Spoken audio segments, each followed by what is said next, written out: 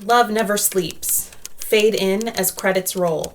Interior, blush home, little Kimberly's bedroom, night. Faint shadows contrasting strong beams of moonlight, slow and purposeful, move across a newly polished wood floor. Pan to a white fluffy rug, a soft surface for small feet to land when freshly out of bed. Then to a white cradle. A child's doll sleeps under blankets. Finally, to a child's bedside table, above which a plaque reads, "I have loved the stars too much to be fearful of the night." End credits, fade out. Interior, blush home, living room, night. A gleeful child, screaming with fanciful giggles, tears through a Victorian home, moving so quickly she can barely be seen. She dashes into her bedroom. Little Kimberly's bedroom. Where she crouches behind her trundle bed, Candace Blush, 35, youthful and well put together, delights in her child's passion to a point. Hands on hips, says she's had enough now. Kimberly, you have to go to bed. No! The monster bugs are going to get me. Don't make me. Candace sits on the bed, leans over, and sees little Kimberly, 5, high-cut bangs, wide blue eyes, teeth bits showing as her tongue works its way to aid her protests. Shh. Come here, sweetie. Little Kimberly quiets. After an eye contact standoff, she reluctantly climbs into bed. How can the Sandman find you if you aren't in your bed? The Sandman? You don't know about the Sandman? Candace pulls little Kimberly close and onto her lap. It's the Sandman's job to keep you safe and make sure you have a peaceful night's sleep. But in order to find you, you have to be in your bed with the light off and your eyes closed. Little Kimberly may be 5, but she's no dummy. Really, truly, cross my heart. Still doubtful. You'll know he's been here in the morning when you find the sleep sand in your eyes. That's why your eyes need to be closed, so he can place the magic sand there. Candace strokes the girl's head, taps the button of her nose. Come on, let's give it a try. Candace tucks her in and kisses her forehead. Little Kimberly squints her eyes, still certain she's being finagled. Really? Candace turns off the light. Little Kimberly closes her eyes, opens one, giggles, closes it again. Good night, sweetie. I love you. Candace pulls the door almost closed. The room is now lit by a shaft of moonlight cast on the bed and across the floor. Pan to the corner of the same wall. It's dark there, and the corner darkens deeper until it could be said that a tall, shadowy figure moves into the room. Pan to the moonbeam trajectory on the bed and floor, which dulls slightly as something moves across it. Interior, blush home, little Kimberly's bedroom, morning. Little Kimberly wakes, digs at the corner of her eye, finds a piece of sand there, and rolls it between her fingers. Could it be? Yes, she's delighted. She gets up from her bed, finds and opens a locket containing a photo of her mother and father, and places the treasured piece of sand in there. She puts the necklace around her neck. It's too big for her little body, and pads into her parents' bedroom. Candace and Edward Blush, 37, playful and hardworking, sleep like spoons in bed together. Candace is on the outside facing her clock. It's 6:00 a.m. Little Kimberly pads over to her mother and stares. Candace wears a peaceful half-smile as she sleeps. Little Kimberly reaches her finger toward the corner of Candace's eye, but before it touches down, Candace's eyes open. Little Kimberly startles. The two burst into giggles. Edward wakes to see his best girls aglow with laughter. What are you ladies up to so early? Edward reaches over Candace, touches little Kimberly's nose. She opens the locket and proudly shows them the sand. Ah, Grandma's locket. A Sandman visited me last night. I wish he'd visit more often. Why won't he visit Daddy? Edward rolls away out of bed. He playfully launches an arm like a sword and darts out of the room, exclaiming, Seize the day. Candace and little Kimberly are amused by Edward's playfulness. Then Candace turns back to little Kimberly. Show me what's in there. Little Kimberly lifts the locket closer for her mother to see. Candace's eyes widen in solidarity for the proud moment. Did he visit you too? Yes, and I was having the most wonderful dream until some little Kimber cat came in and woke me. Candace tickles little Kimberly's stomach, then pulls her into bed and spoons the little girl. Let's see if he'll come back. They close their eyes to return to sleep. Little Kimberly giggles a bit before she finally calms. Interior, blush home, living room, same morning. Sizzling and clanging is heard from the kitchen as Candace prepares breakfast. Edward, on the couch, is nearly through the Sunday New York Times. He reads it the old-fashioned way, displaying the full length of its front and back pages to anyone approaching. Little Kimberly, still wearing the locket, walks by the living room, passing Edward, and disappears into the kitchen. Edward finishes what he's reading, tosses it onto a pile of rumpled papers, and picks up the last unread section. Kitchen. A small TV sits on the counter playing the morning news. Little Kimberly enters, glances at the TV, turns to Candace. Pancakes? Yum! Candace takes ingredients from the cupboard. Little Kimberly gets a Mrs. Butterworth syrup bottle from the fridge. Candace sets up the step-stool chair for little Kimberly, who climbs it and stirs the ingredients together. Living room. Edward's reclined body lays under the open newspaper, which covers his face. A soft snore, and we realize that Edward has fallen asleep under the newspaper. Pan into the darkness, in the space under the newspaper, and through to the other side, where darkness takes on form. The darkness realm. A tall figure, Dahvin, ageless, masculine, massive, stands over the sleeping Edward as seen through a watery film.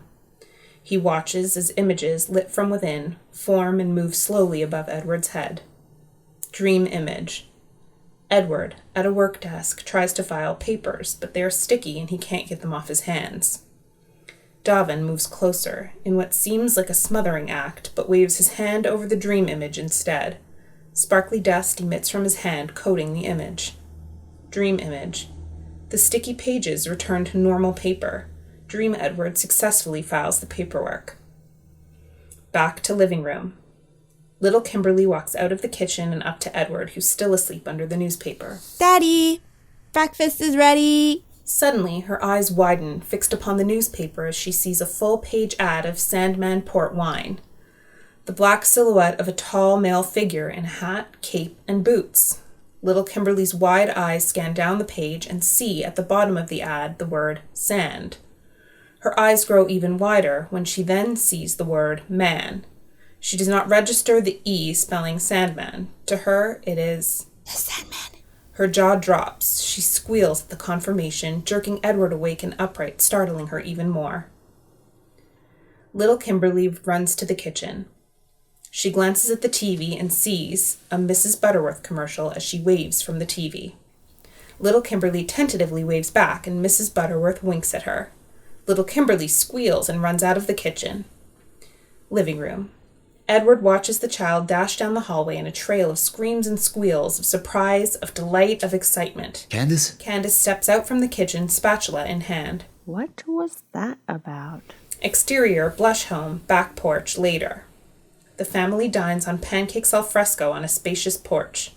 Little Kimberly stares at Mrs. Butterworth expectantly, who appears to stare back at her with the same expression. Edward and Candace look at them both, then to each other, shrug their shoulders, and return to eating their breakfast. Interior, blush home, little Kimberly's bedroom, morning. Little Kimberly wakes, digs for the sleep sand in her eyes, and again finds it there.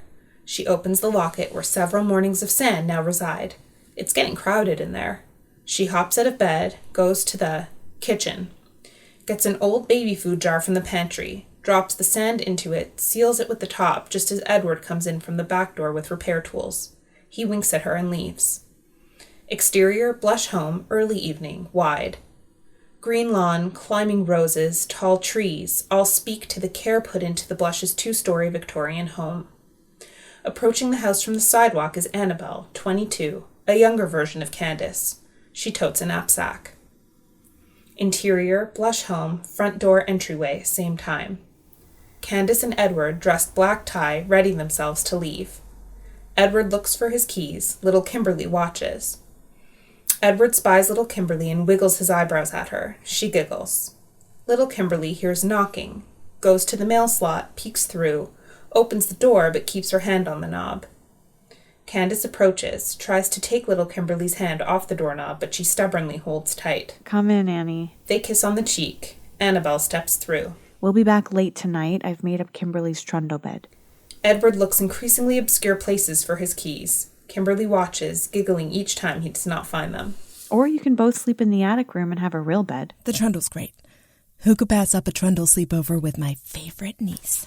Candace tries to pry little Kimberly's hand off the doorknob. I really don't know. Annabelle reaches to help. Give me a hug, little monkey. Little Kimberly lets go of the knob and gives Annabelle a resounding hug. Candace closes the door. Jingling is heard off-screen. Found him. And my boat shoes. Our Kimba cat is getting more and more clever. Little Kimberly giggles some more, then throws her arms around Candace's legs. Edward gives a tickle under her chin. Candace bends down to hug little Kimberly, her pearl necklace falling in front of the child's face. Little Kimberly touches the pearls and looks Candace in the eyes. Candace kneels down face to face with the little girl. Are you okay with us going out? Little Kimberly gives a slow shake no, continuing to handle the pearls. Candace turns to Edward with a help me look. Edward bends down eye to eye with them both. How about we take the boat out tomorrow and go sailing? All four of us. Little Kimberly smiles and nods. Candace and Edward, now appeased, share a round of hugs and kisses with everyone. Begin montage of Annabelle and Kimberly. Hand whipping cream, a lot of it. Playing board games, eating whipped cream, each with a dollop on her nose. Little Kimberly's has a blueberry on it. Playing hide and seek, Annabelle finding little Kimberly hiding in the entryway coat closet, bursts of laughter. Drawing portraits of each other, little Kimberly's work is better than Annabelle's. End montage. Interior, blush home, living room, night. Little Kimberly, dressed like a pirate, enacts a scene from The Princess Bride, 1987. Hello. My name is Inigo Montoya. You killed my father. Prepare to die. She does a great impersonation and stabs at Annabelle with her makeshift sword. Annabelle deftly sidesteps. Hello. My name is Inigo Montoya. You killed my father. Prepare to die. She stabs toward Annabelle again, just as the phone rings, startling them both. They break into laughter. Blush residents, this is Annabelle. As Annabelle listens, her face becomes stricken. She turns to little Kimberly.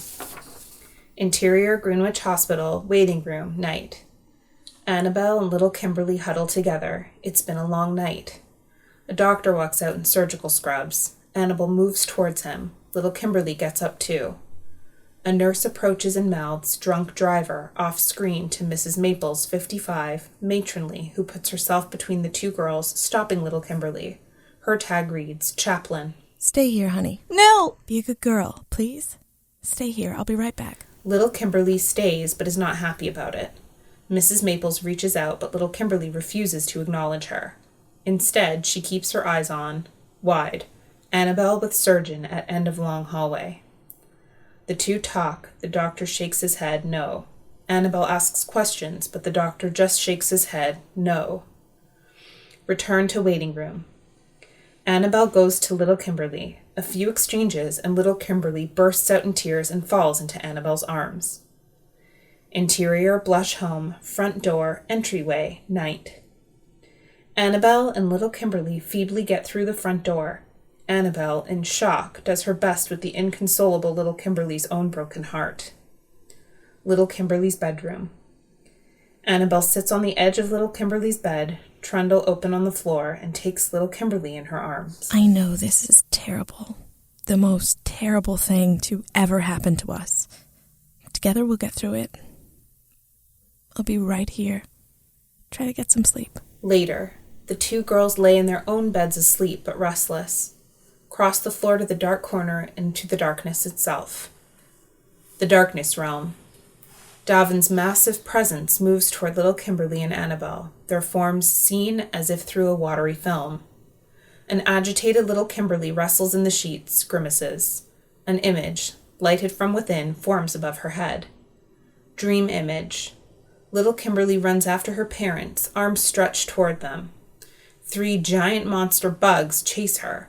One has black fur and black eyes, the size of Kimberly's head. Another is a blobby and puke-purple crawly thing. The third is a giant glistening cockroach that runs upright, its long tentacles reaching toward her. They catch up, trample her little body, and pounce on her parents. Dahvin moves to little Kimberly. His intention to soothe is palpable. He hovers until sparkly dust seeps from his mask, coating the dream image and transforming it. Dream image. The scene morphs into a garden where the monster bugs lose their monstrosity and become respectively a caterpillar, a ladybug, and a daddy longlegs. Little Kimberly reaches her parents. Her mother comforts her, placing the morph bugs into her hand and shows her their wonder. Little one, a smaller, shadowy figure, slips out from behind the massive presence of Dahvin and looks up at him. Dahvin nods to Little one. Go ahead, son. Just as I taught you. Little one moves tentatively, hovers over little Kimberly, and gingerly drops dust over her face, which he intends to locate in the corners of her eyes. It takes several tries, but eventually... Little Kimberly's bedroom. 2 small pieces of sand form, one dropping into each eye, and little Kimberly falls into a deep sleep. The darkness realm. Both shadows are pleased. Dahvin goes to Annabelle, waves dust across her, and she quiets. He recedes away, leaving Little One on watch. Interior, blush home, little Kimberly's bedroom, 3 a.m. Little Kimberly stirs in her sleep again, curls onto her side, and whimpering in sadness, she cries and cries. Her hand fills with something dark. She calms. Her fingers close around it, and it becomes the hand of a little boy. The darkness realm, same time.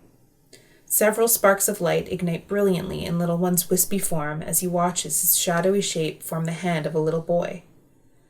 Little Kimberly's sniffling stops, her eyes open, and she looks at him in the darkness realm. He startles and pulls back, his hand but a wispy form again. Then he moves closer. Could it be?